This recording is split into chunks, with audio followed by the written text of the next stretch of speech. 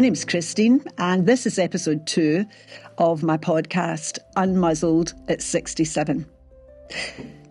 Thank you for being with me. It's great to have your company. So last time we were talking about kind of where it all started, how I was brought up and living in Springburn in the 60s and the lifestyle that involved. And today I'm sharing with you what happened to me that changed me, this self-conscious, shy, church-going 12-year-old that turned my back on the values I'd been brought up with, and I took off in a different direction. So are you sitting comfortably? Then I'll begin. It all started with an overheard conversation. I came home from lunch. I was 12 years old, came home from lunch from school, and just about to open the living room door, and I heard my dad speaking in quite a no-nonsense tone. That was quite unusual because he was a very laid-back guy. And he was talking about me. He was saying to my mum, I don't think she's really got it. I really don't think she's going to be the success that we might have hoped for. You see, for him, he wanted both me and my brother to be going to university. That was something he was robbed of in his lifetime. And so, I suppose like all parents, he wanted the best education for us. He wanted the best life for us. And so he naturally thought that is where we should be heading. I suppose like any parent, every parent wants a better life. But he was saying to my mum that he thought I had struggled with my grades that got me into a senior secondary school, that I didn't have the ability to be able to study. He said, I think we need to focus on Stuart. That was my brother. He said, I think that's where we need to put our focus. And I think for her, I think for Christine, we just need to kind of let her find her own way. We need to help her. But I think our focus and our support needs to be on him, needs to be in Stuart, because he is the one that is definitely going to bring the success that we need in the family. Now, I was an absolute daddy's girl. I used to say, I want to marry a man like my daddy, for as long as I can remember. So the effect on me hearing this was devastating. I felt it was like a personal attack. I felt I'd just been written off. And I felt that maybe my dad didn't love me at all. Maybe he was pretending he'd loved me. But because after all, he just seemed to dismiss me and throw me in a corner in favour of my brother. And he seemed to do it quite easily. He was probably lying to me all those years. He couldn't have loved me at all. I felt abandoned, betrayed, and my world was smashed to bits. The hurt and the shock soon turned to outrage and anger and revenge.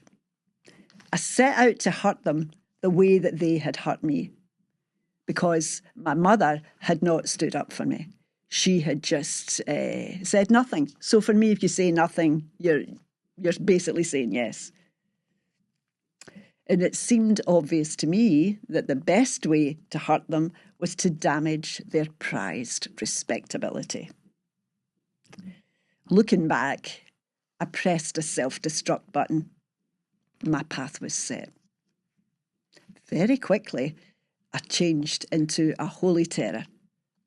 I had no interest in myself or the consequences for the reckless behaviour that ensued.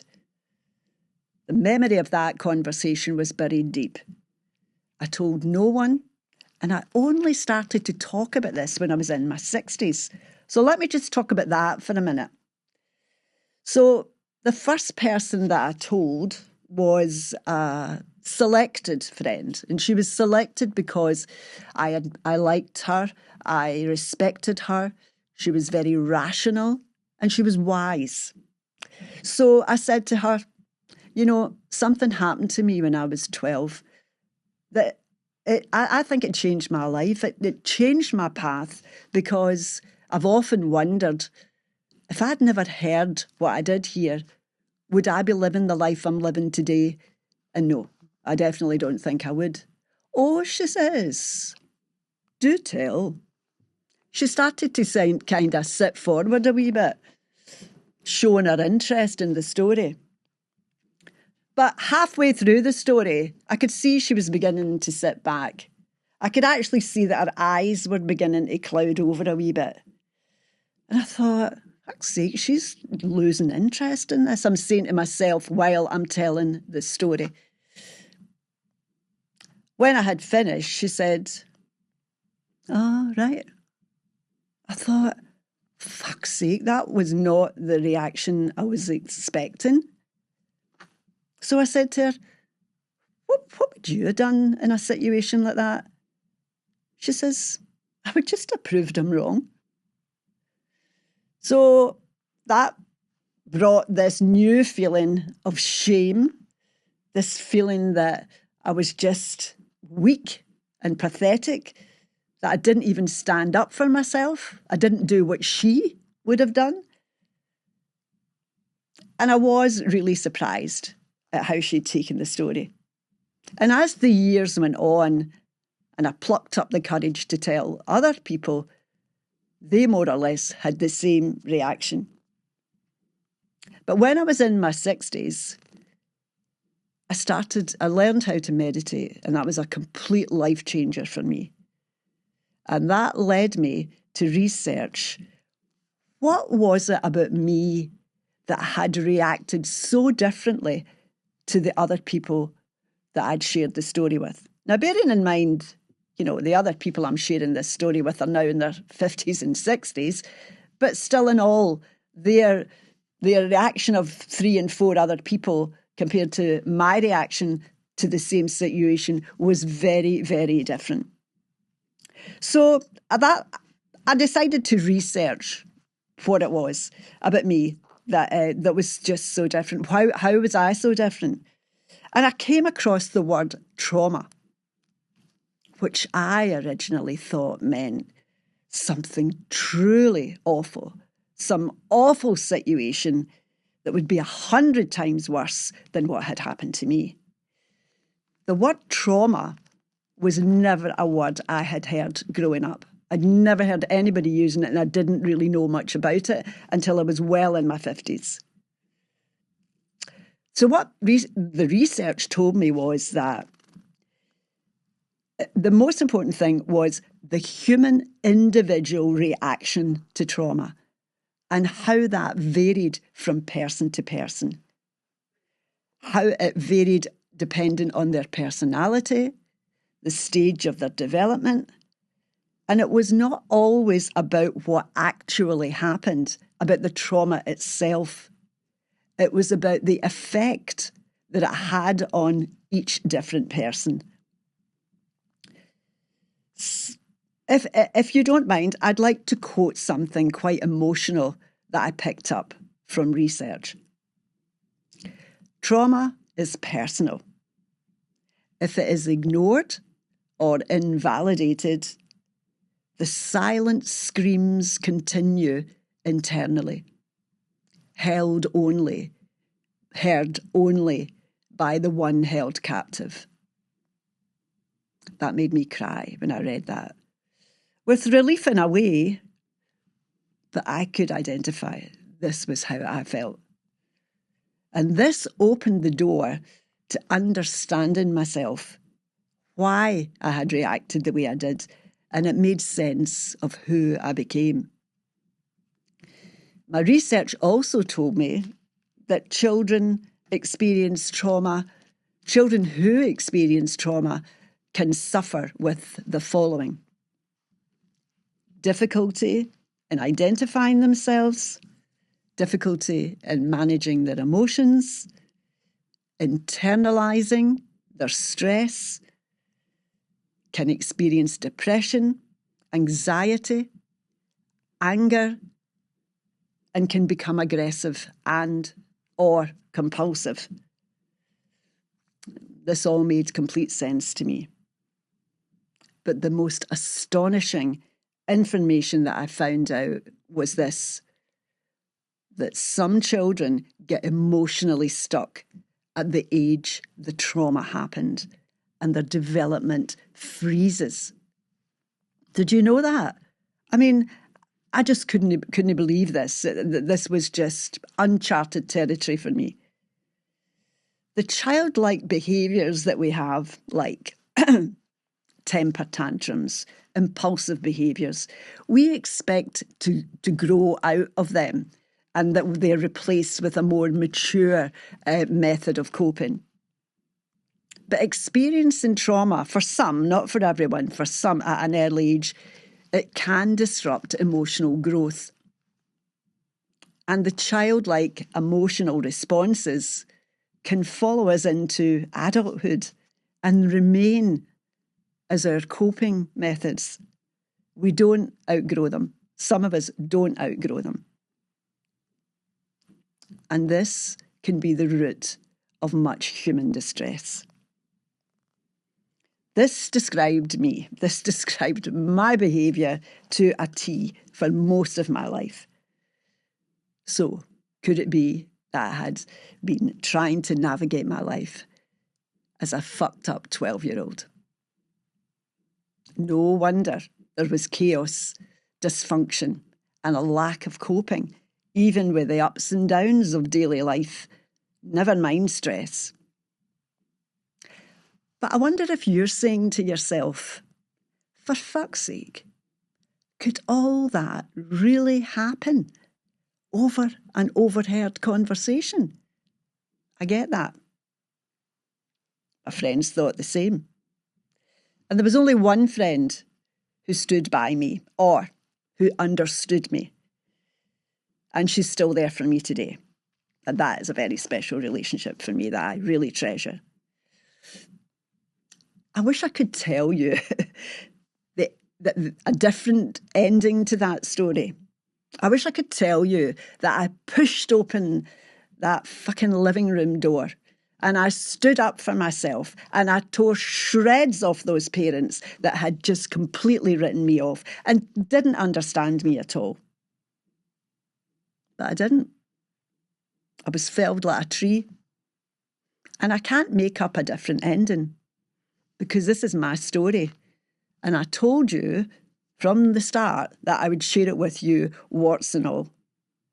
I don't know, maybe it does show the mental state of how I was at 12 years old. But it's been important for me to spend this time talking about trauma at this point, and how I dealt with this first one, which was a deciding factor in my future. So I can't minimise the huge effect it had on me. So I thought I would tell you about an experience that happened to me several years later that I think links into what I've just been saying about not just trauma, but how it affects you, and what I said earlier than that about how my trauma had changed me entirely from being a obedient, bland child that sang in the choir, that did what I was told, to someone who was not going to follow the rules, someone that was defiant and difficult. And I thought that this experience that I'd like to share sums that up and is a good example of how much I had changed and how I was grooming myself to be gallus, meaning disobedient, meaning a show-off. And how I described that is outside confidence 10, inside confidence 0. So let me tell you this story. And just before I do, I'd like to make you aware that there are some references to some words that you may not, I don't know if I should say want to hear, but just to be aware that there are some words. This is about my first initial sexual experience. So there are some words there that I haven't used before and hopefully won't use in any other ones. So let's get back to me. I looked older for my age. I was still quite plump, but inside I was just a child. Very naive, especially about sex. But it was round about this time that I became aware of a young guy who lived in the same street as the girl I walked to school with. He was 18. He had the reputation of being a real hard man. I think he was in a gang. Gangs were a big thing now in the 60s, called the Milton Tongs. I think he was. That was a very well-known gang and very feared. He was known as a man not to be crossed. And of course, being the new me, I was intrigued.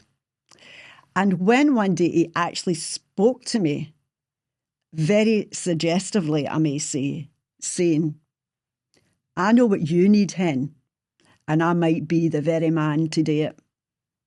Jesus, scary talk. This guy had no time to waste. He laid it on the line. And most girls of 14 would be running in the other direction if they were spoken to like that, by a guy like that. I was a little bit too, but my overriding feeling was of curiosity and intrigue. And he was dangerous, so I was interested. So maybe about a week later, completely by chance, I met him and his pals they were standing outside a waste ground that was quite near to where I lived. So my house is maybe about 100 yards away. "Oh, you," he shouts. "Let's go for a wee walk in there," he says, pointing to the waste ground. I felt a wee bit outnumbered. There was about 5 other guys there with him. And foolishly, I stopped and got involved in this very flirty conversation. But before I knew it, this guy was standing behind me. He had his hands on my shoulders and he was walking me towards the waste ground, walking me towards the long grass. And his pals were all shouting words of encouragement from behind him. I was telling him to fuck off and leave me alone and what was he doing and trying to get away from him. But this guy wasn't having any of it and there was no reaction, no speaking at all. I couldn't get myself out of his grip. And then suddenly he stopped and he just lunged at me and he started to kiss me really hard and it was hurting my mouth. And he stuck his tongue down my throat. And he had his hands inside my knickers. And this happened within seconds. I'd just gone too far this time. I could hardly believe. I could hardly breathe. And this guy had an ironclad grip on me. There was no escape. And I was shaking like a leaf. I was terrified. I was a virgin with almost zero knowledge about sex. But I knew what would happen if I didn't start to think quick. I kept trying to push his hand away, but this guy was determined. He was 6'2" and he was strong. And from nowhere, I said, "I can't do this. I've got my periods." And the sad irony of that was that he was the only person I ever told. So, hiding this for all this time and to tell this lunatic my biggest secret, I thought to try and preserve my virginity. He was raging, of course, and he pulled out his bobby. So this was my very first encounter with one. I had seen diagrams of them at school when we went to these kind of sex class things at school. But I was absolutely repulsed. I couldn't believe that this was what an actual one looked like. And this one looked more like a baby's leg, and it seemed to have my name on it. Well, he pushed me onto the ground so that I was kneeling, and he tried to show me what to do. I had no idea what he wanted me to do.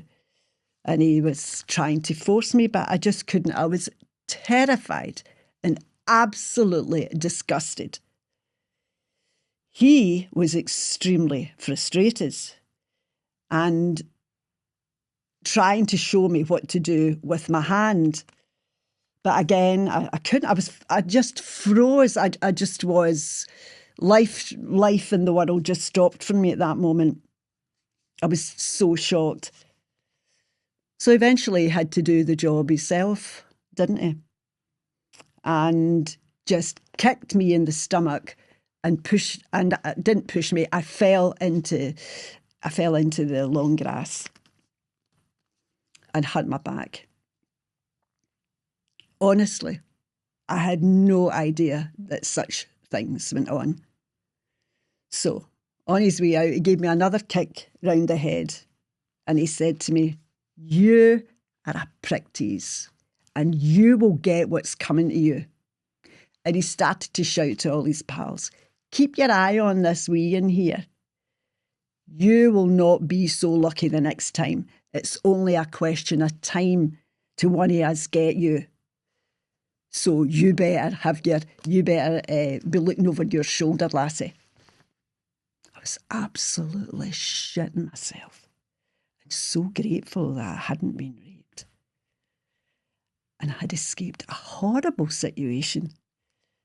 I need to keep looking over my shoulder right enough in case any one of these Milton Tongs guys decided to get their revenge.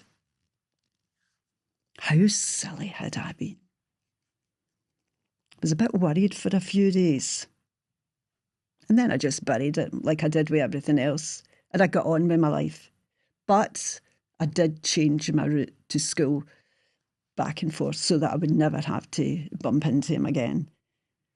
But I didn't really give it another thought. I just got on with my life.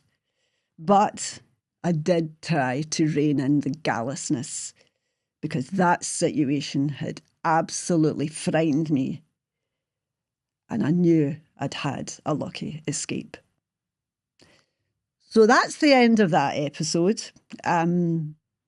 Next time I'm going to be talking about what was happening to me as I started to leave school and looking for a job and how those things were done in an age where there was no social media, which you might find, I hope, quite interesting. So thanks for being with me today. Thanks for joining me, and I look forward to seeing you next time.